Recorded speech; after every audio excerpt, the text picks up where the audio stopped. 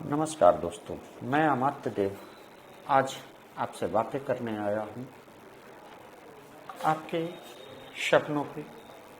वे सपने जो आप जागती आंखों से देखते हैं। अब मैं आपसे ये नहीं पूछूंगा कि आपके सपने क्या हैं।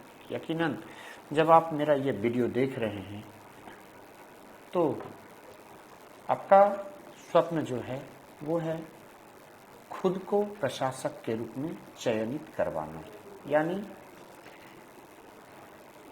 संघ लोक सेवा आयोग या बिहार या राज्य लोक सेवा आयोग की परीक्षाओं में अंतिम सफलता को पाना और खुद को प्रशासक के रूप में चयनित करवाना।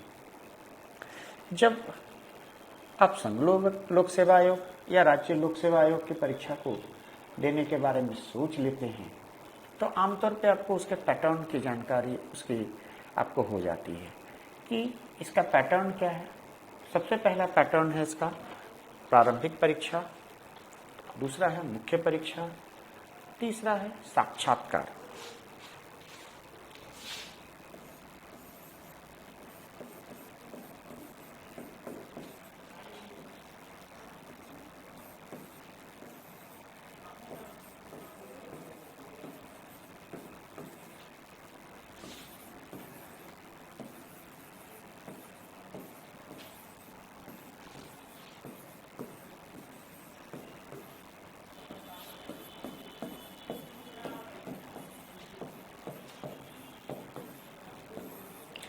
ये तीनों दरवाजे को जब आप पास करते हैं, पार करते हैं, गुजर जाते हैं, साफ सुथरा गुजर जाते हैं, तब अंतिम रूप में आप प्रशासक के रूप में चयनित हो जाते हैं।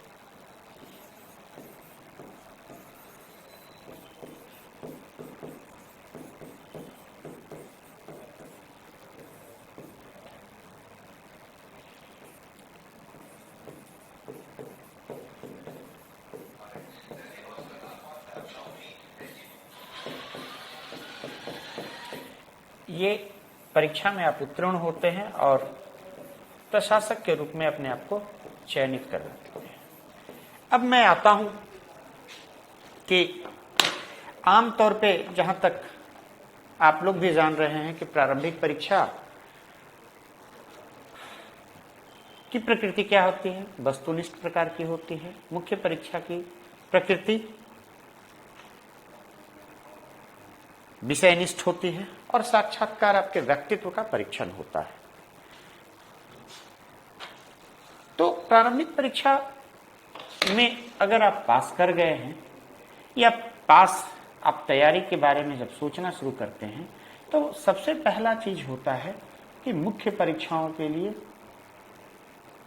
एक ऑप्शनल पेपर, वैकल्पिक विषयों का चयन। ये बड़ा जटिल प्रश्न होता है हर परीक्षार्थियों के लिए जो शुरुआती दौर पे आते हैं तैयारी के लिए कि भाई मैं ऑप्शनल या वैकल्पिक विषय के रूप में क्या चुनूं। तो मैं आता हूं कि ये आपका वैकल्पिक विषय का चुनने का आधार कैसे और क्या क्या होता है।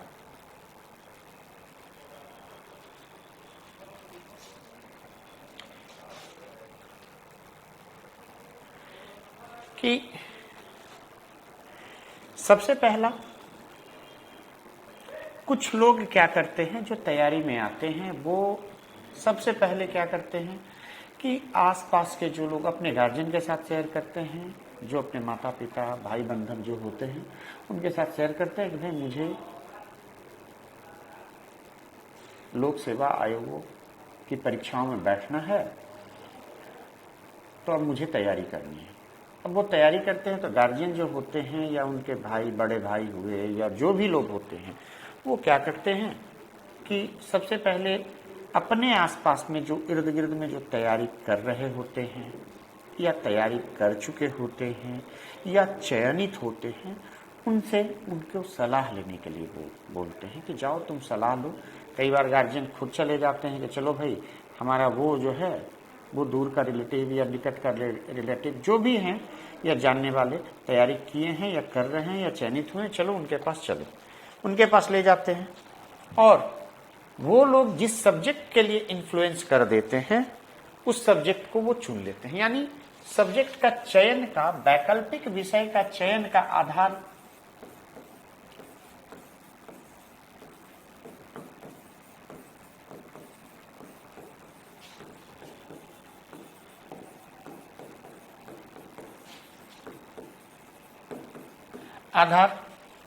होता है परिचितों का सलाह।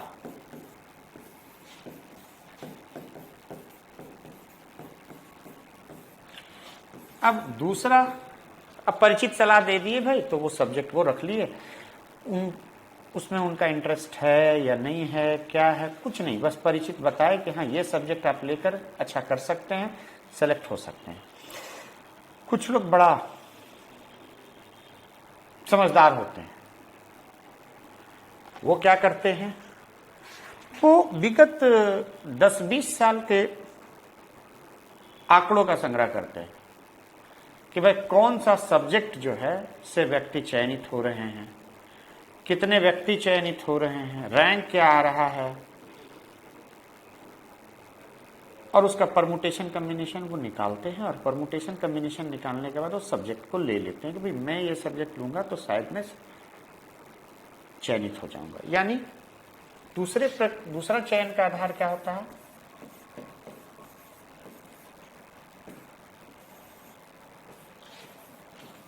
आंकड़ों के आधार पर।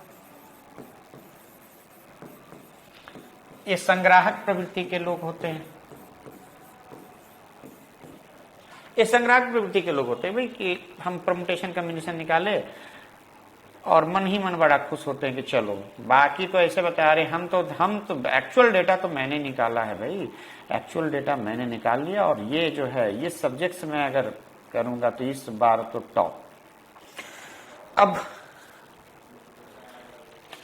ये संग्राहक, ट्रेंड विश्लेषक भी इसको कह सकते हैं।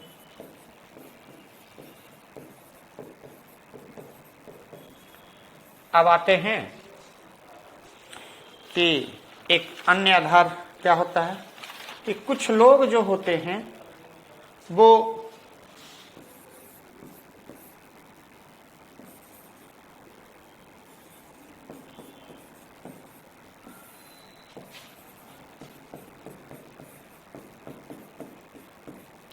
लोगों के इंटरव्यू। अब पहले क्या था, हम लोग के टाइम में जो प्रतियोगिता दर्पण है या फिर कह सकते हैं कि जो मैगजीन्स होते थे, पेपर मतलब प्रिंट मीडिया या जो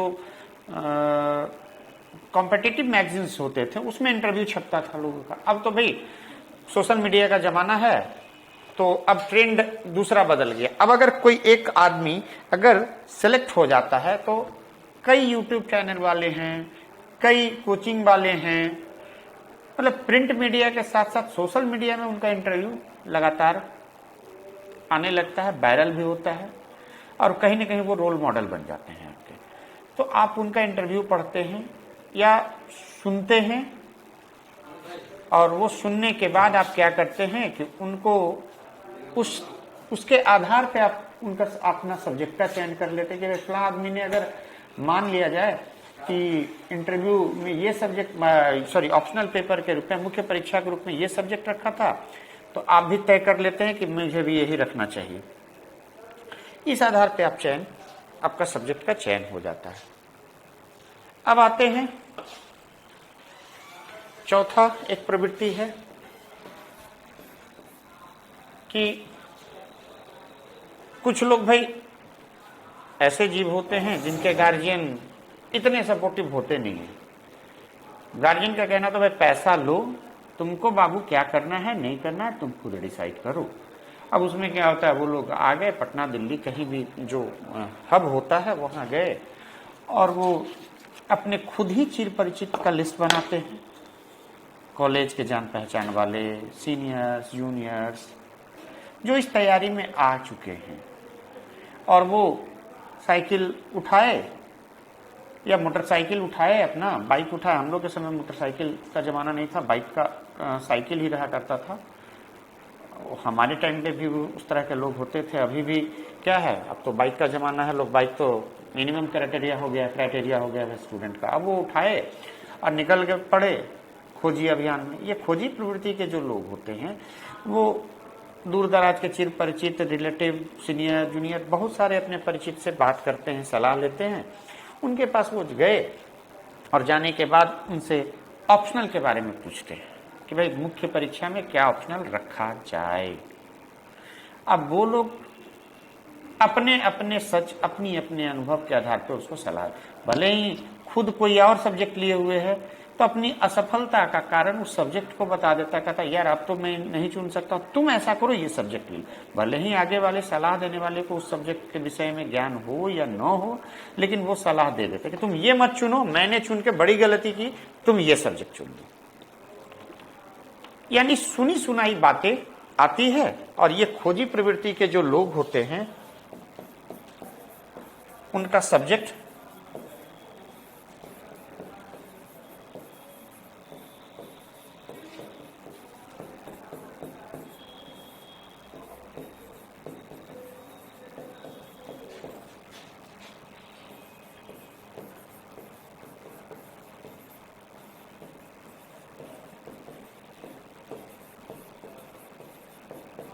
ये एक तरह से खोज करते हैं।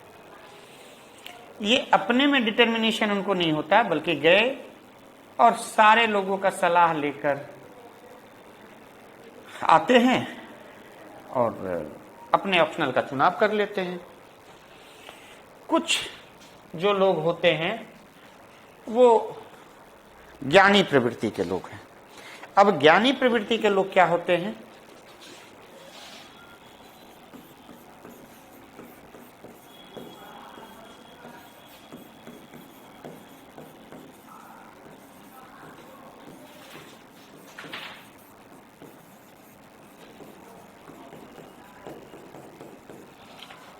अब ये ज्ञानी प्रवृत्ति के लोग अपने आप को भाई शुरू से ही मान के चलते हैं, मैं आईएएस हूं, मैं डिप्टी कलेक्टर हूं, मेरा चयन तो 100% तय है, अब हमको क्या करना है।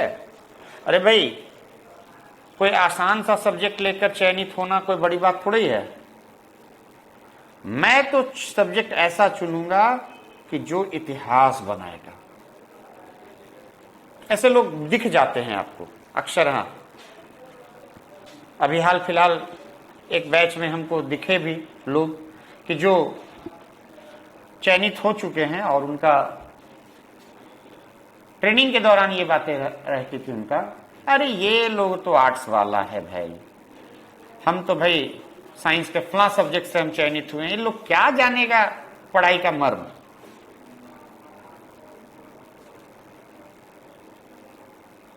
तो ये लोग जो इस तरह के प्रवृत्ति के जो लोग होते हैं वो जिद्दी, अगर इनसे इन्फ्लुएंस होते हैं आप, तो आपको कोई ना कोई ऐसा सब्जेक्ट, जटिल सब्जेक्ट या विषय के रूप में चयनित करवा देते हैं कि जिससे आपको दिक्कत होती है। ये कहीं ना कहीं ये जिद्दी प्रवृत्ति के लोग हैं, कहीं ना कहीं अपनी कुंठा को साथ लेकर चलते हैं। और ये मान लीजिए कि ये पहले से ही अपने आप को चयनित मान के चलते हैं कि मैं चयनित हूं और मैं फला सब्जेक्ट, फला टफ सब्जेक्ट को रख के मैं कंपीट करूंगा। और मेरा यकीन मानिए कि ऐसे लोग अगर गलती से चयनित हो भी गए ना, तो अच्छे प्रशासक के रूप में, संवेदनशील प्रशासक के रूप में खुद को कभी स्थापित नहीं कर पाते हैं, क्योंकि इनकी कुंठाएं इनके साथ चलती है। अब मैं आता हूं कि भाई जब ये चयन का आधार ये नहीं हो सकता है तो चयन का वास्तविक आधार क्या है, इसे हम समझते हैं।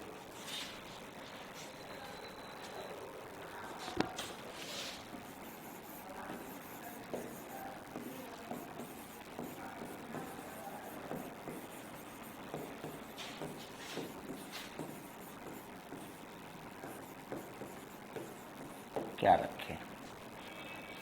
देखिए, चयन के लिए वही वैकल्पिक विषय आपको चुनना चाहिए। सबसे पहला गुण है इसका, वो ग्राह्य हो। दूसरा, बोधगम्य हो।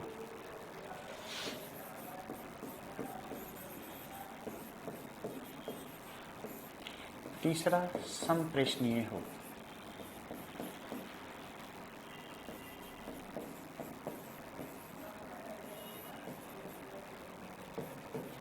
ठीक है, यानी कि सब्जेक्ट ऐसा होना चाहिए जो ग्राह्य, यानी कि जिसको आप आसानी से ग्रहण कर सके, जिसको आप आसानी से समझ सके। ग्रहण करने, ग्राह्य का मतलब ऐसा सब्जेक्ट जो आप आसानी से उसको समझ सके। बोधगम्य, उसको समझ सके, आप आसानी से उसको समझ सके। और जब आप ग्रहण कर लिए, समझ गए, तो सब्जेक्ट ऐसा होना